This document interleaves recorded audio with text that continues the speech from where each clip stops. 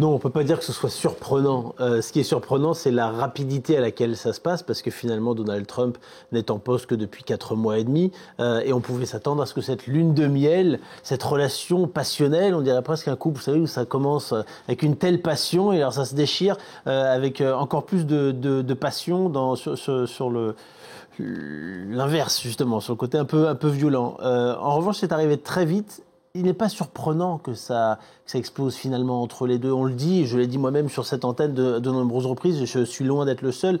Il y avait de tels égos importants entre les deux, et ils ont tous les deux des égos très importants. Ils ont tous les deux aussi une capacité à ne pas être toujours très stables dans leurs émotions ou dans leurs déclarations aussi. Donc il y avait forcément, tout était réuni pour que ça puisse à un moment donné se déchirer assez violemment, parce qu'on sait très bien que quand Donald Trump ou qu'Elon Musk n'aiment plus quelqu'un, en général, ça ne se passe pas de manière très courtoise. On n'est pas sur une séparation à l'amiable. Donc il n'y a pas de surprise là-dedans. En revanche, ça arrive extrêmement rapidement, et on voit bien que ça s'envenime aussi en quelques heures de manière très très rapide, parce que Elon Musk n'hésite pas à lâcher, on va y revenir, des bombes assez importantes. Il y a de quoi alimenter les gazettes, sauf que la chose est extrêmement sérieuse. On parle de la première puissance au monde. Quelles conséquences politiques concrètes aux États-Unis?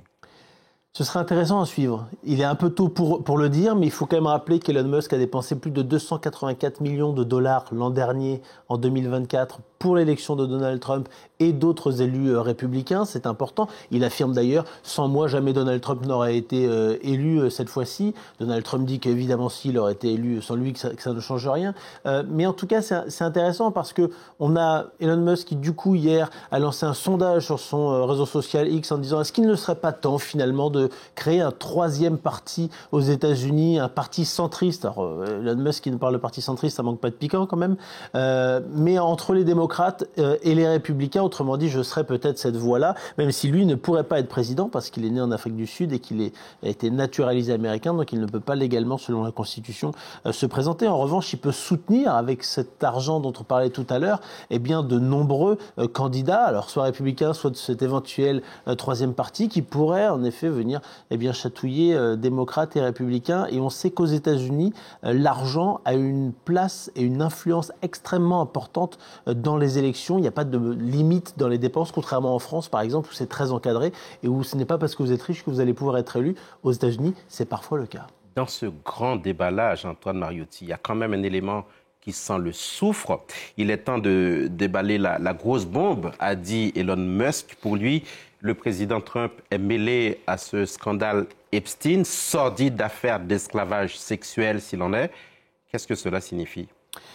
Il va être intéressant de voir s'il y a des preuves derrière, parce que là, il y a des accusations extrêmement graves. On sait que Jeffrey Epstein, qui est mort en prison, officiellement suicidé, et qui était donc poursuivi pour avoir justement, comme vous l'avez dit, fait de nombreux crimes sexuels, alors chez lui, mais aussi sur sa fameuse île où il avait été. Donald Trump affirme n'avoir jamais été sur cette île. On sait en revanche, par le travail, les enquêtes de PolitiFact, qu'il a pris à au moins 7 reprises le jet privé d'Jeffrey Epstein. On ne sait pas s'il a été, il n'y a pas de preuves sur cette île-là ou pas, s'il a participé à ce genre d'orgie avec parfois des mineurs, et qui étaient là contre leur gré. Donc on était sur la prostitution forcée, soyons clairs.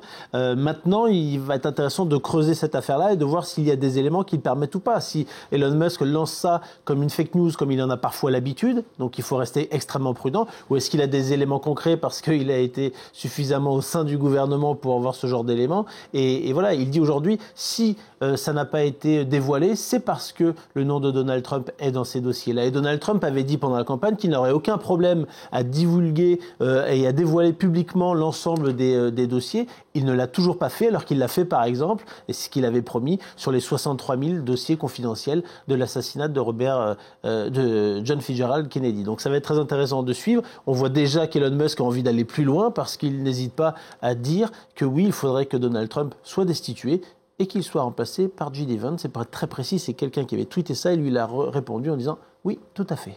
On n'a pas fini d'en entendre parler. En effet. Merci beaucoup, Antoine Mariotti. Dans les gazettes, pour reprendre votre expression.